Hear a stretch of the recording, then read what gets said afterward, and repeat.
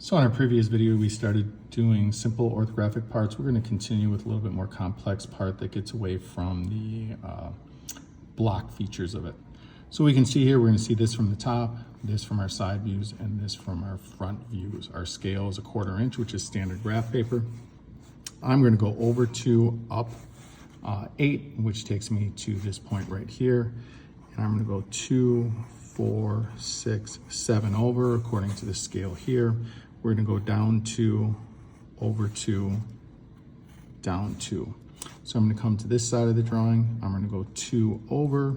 I'm going to go 2, 4, 5 over, down 2, over 4. So that gives me my basic shape of this top right here. Now coming down to the bottom, I'm going to go over 2, that same down 8 that we did. And now I'm going to start from here. I'm going to make my way up. The total height of this would be 4.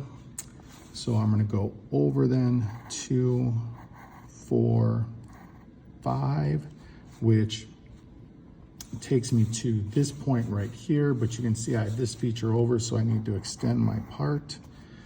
And then I'm going to come down 2. Now this is where it gets a little tricky because I'm going to see this rectangle here. So I'm going to come over, as we talked about here, when I went over 2, 4, 5, at this point, I'm going to come down 2 and then go over because that's this feature right here. However, if we can take a look, my drawing as I trace up here and take a look at my lines actually extends there. So as we see, we have that feature that's kind of blocking that, which we'll get to on our hidden lines in a second. So I'm also going to create my hole, and again, much easier with the circle ruler. So I'm going to come to my side view, which is this. So I'm going to go down 4, over 4, which takes me to this point. I'm going to draw that feature there. Then I would see this next to it. So there would be my standard drawing of this. Again, what I'm missing is my orthographic or my hidden lines. So I'm going to trace these up. This goes all the way through. I'm going to trace this up. That goes all the way through as well. So from the side view, I'm going to trace those lines over. We can see, I would see them on this part here, here as well.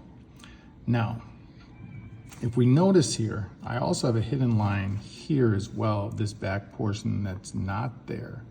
So I'm going to draw this hidden line as it reflects down there to show that this part doesn't go all the way over. Now, if we also look at this from the top view, I'm also going to see the hidden lines of that feature as well. So as we take a look here, these would be my hidden lines. Now, if we're talking dimensioning on this, again, I would clearly see this from my top view, my width of it. So I'm going to come down, sticking to my scale. That would be 1 inch. I have a feature here, so I would have to dimension the feature as well, which would be 0.5 inches because it's 2 squares. Now, as we drop down to our side view, because let's do that one, it's the easiest one. We're going to dimension our total height of this as 1 inch.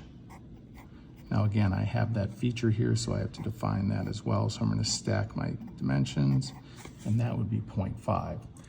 Now, the easiest thing to do in our front view here is just to find the length first. Again, with it being 10 squares, it would be 2.5 inches. Now I can see I have this feature here from the side as well. So I'm going to dimension this over 1.25 inches. Now, I have to talk about the features of my hole. So short, long, and again, I can use my existing line. I'm going to come over, it's 0.75 inches. Short, long, from the side here, that would be 0.75 inches as well. Now the thing I'm missing is my diameter. So I'm going to bring my lead line out on an angle, circle with a line through it for diameter, and that would be 0.5 inches. So what you can see here is we have a part that is dimensioned now. That's not just a block part like we've been doing.